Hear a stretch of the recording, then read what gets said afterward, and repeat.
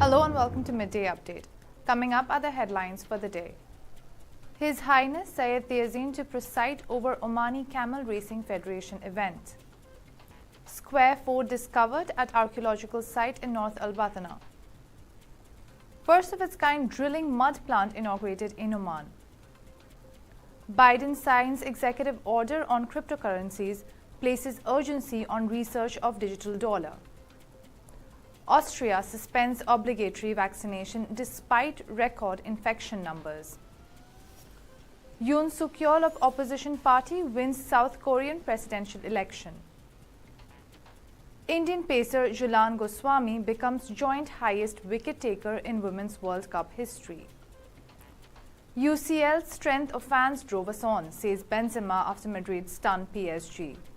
Those were the headlines. We'll take a short commercial break and we'll be back with the COVID-19 updates and the local stories. Stay tuned.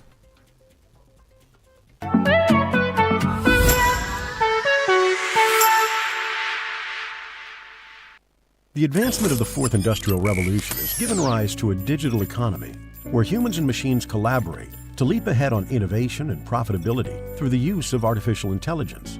Nebula AI supports the retail sector through applications that help retailers to understand consumer behavior and optimize merchandising for a better shopping experience by analyzing customer purchasing patterns and shopper occupancy flows. AI is changing all the rules of how companies operate. Let us help you get there. Oman's largest online supermarket now has no minimum order limit. From grocery to household items, Rafiq has everything that you want. Enjoy worry-free shopping with over 8,000 products to choose from and get it delivered straight to your doorstep. Rafiq, you order, we deliver. We at TTV are coming up with a new show.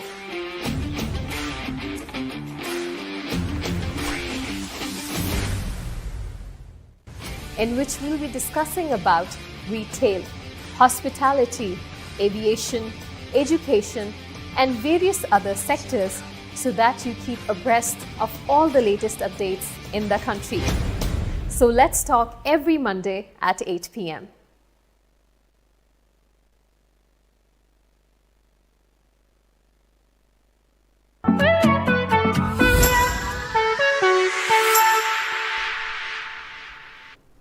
Welcome back. Now for the COVID-19 updates. One new COVID-19 related death has been registered in the Sultanate, taking the total death toll because of COVID-19 to 4,250. In addition, as many as 234 new cases of coronavirus were registered, which brings the total number of positive COVID-19 cases to 386,003. The ministry added that 891 new cases have recovered, bringing the total number of recoveries to 377,476.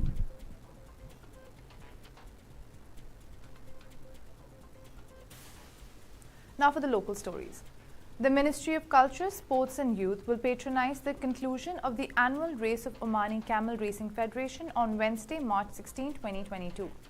His Highness Syed Yazin bin Haytham Al Said, Minister of Culture, Sports and Youth, will patronize the conclusion of the annual race of Omani Camel Racing Federation on Wednesday, March 16, 2022 at the Al Hagana Al Sultania Square in Al Falej in the Wilayat of Barka, South Al Batinah Governorate. The race will start on Sunday, March 13, 2022, Oman News Agency said in a statement.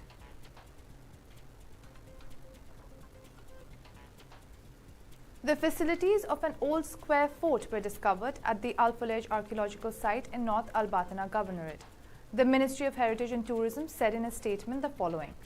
Archaeological excavations are continuing, which are being carried out by the Ministry of Heritage and Tourism in cooperation with a joint archaeological mission from Sultan Qaboos University and the British University of Durham as the Al Falaj archaeological site in the Wilayat of Saham, where the facilities of a square fort surrounded by circular towers were discovered.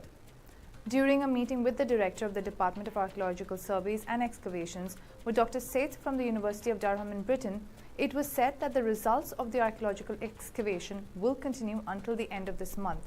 The archaeological site includes furnaces dating back to the 5th century AD and burials from the 3rd and 1st millennial BC.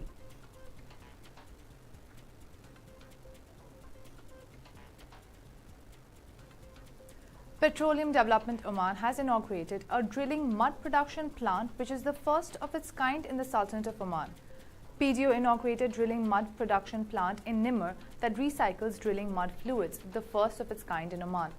The opening comes as part of the company's strategy to localize industries related to the oil and gas sector, develop local capabilities in this field and preserve the environment, PDO said in a statement.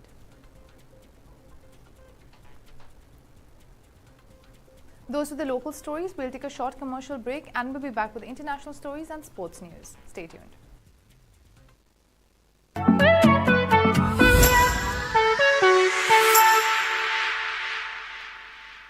The advancement of the Fourth Industrial Revolution has given rise to a digital economy where humans and machines collaborate to leap ahead on innovation and profitability through the use of artificial intelligence. Nebula AI supports the retail sector through applications that help retailers to understand consumer behavior and optimize merchandising for a better shopping experience by analyzing customer purchasing patterns and shopper occupancy flows. AI is changing all the rules of how companies operate. Let us help you get there.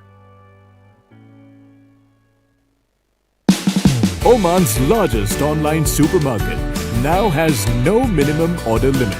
From grocery to household items, Rafiq has everything that you want. Enjoy worry-free shopping with over 8,000 products to choose from and get it delivered straight to your doorstep.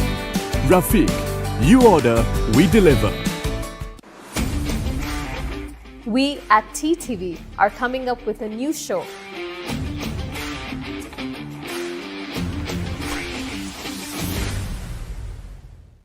In which we'll be discussing about retail, hospitality, aviation, education, and various other sectors so that you keep abreast of all the latest updates in the country. So let's talk every Monday at 8 p.m.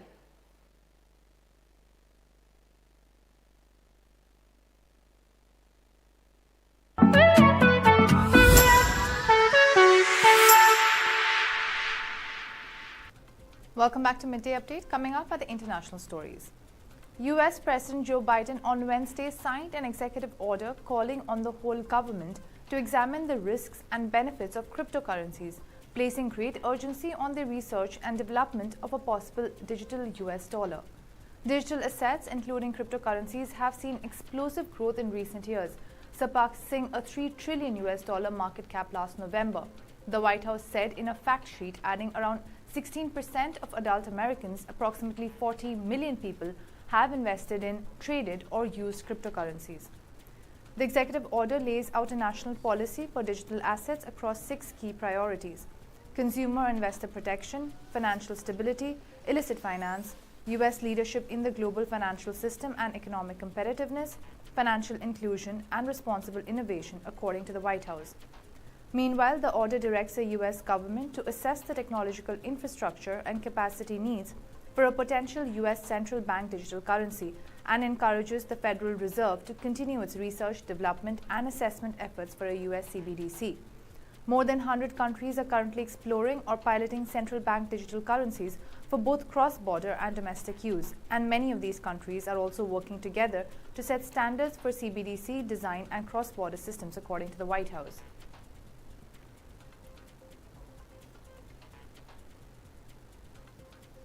Austria's compulsory vaccination mandate is to be suspended just days before enforcement measures were due to kick in, the country's government announced on Wednesday. The mandate, which makes vaccination against COVID-19 compulsory for all adults in Austria, has been in effect since February 5th. However, routine police checks and fines for non-compliance were due to start in mid-March. Austria's Constitutional Affairs Minister Caroline Edstadler told a press conference on Wednesday that the federal government is suspending the vaccine mandate on the advice of a commission of health and legal experts. However, Health Minister Johannes Roach said the Commission will deliver another report in 3 months, at which point the government may make new decisions.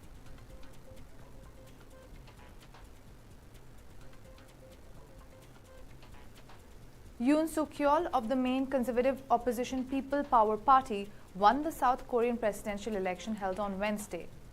Yoon was elected South Korean president after his major rival in the neck-to-neck race, Lee Jae-myung of the ruling Democratic Party, conceded defeat. Yoon secured 48.58% of support, defeating Lee by a narrow margin with 98.3% of the total votes counted as of 4:15 a.m. local time, which showed data by the National Election Commission.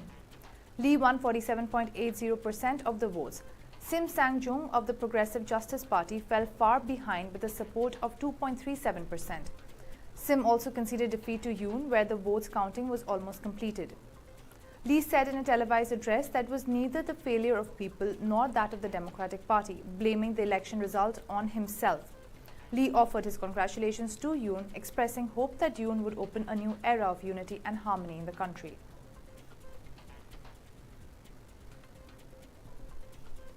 Now for the sports stories.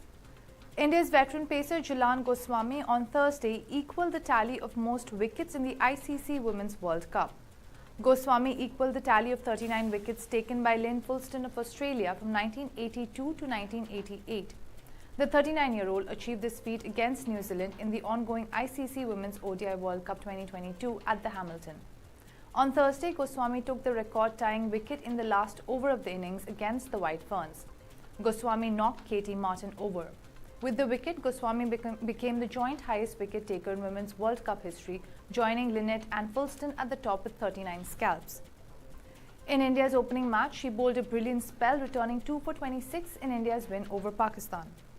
In an illustrious career spanning 2 decades, Goswami has now 39 wickets to her name across 5 Women Cricket World Cups since 2005.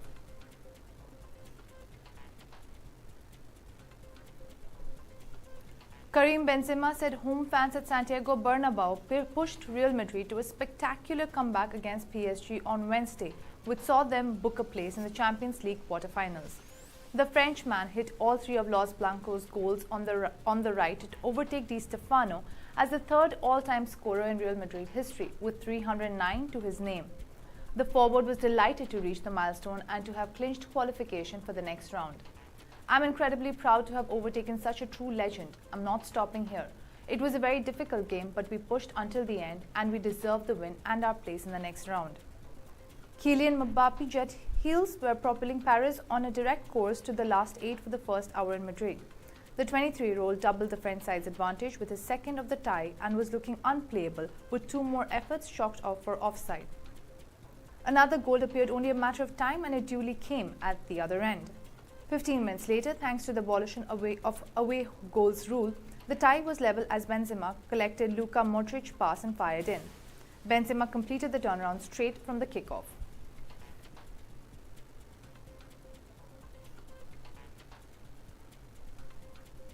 Those are the local, international and sports stories for the day. For more updates, stay tuned and keep watching TTV. You've just heard the live feed from the TTV studios on TFM 95.4. Let's talk.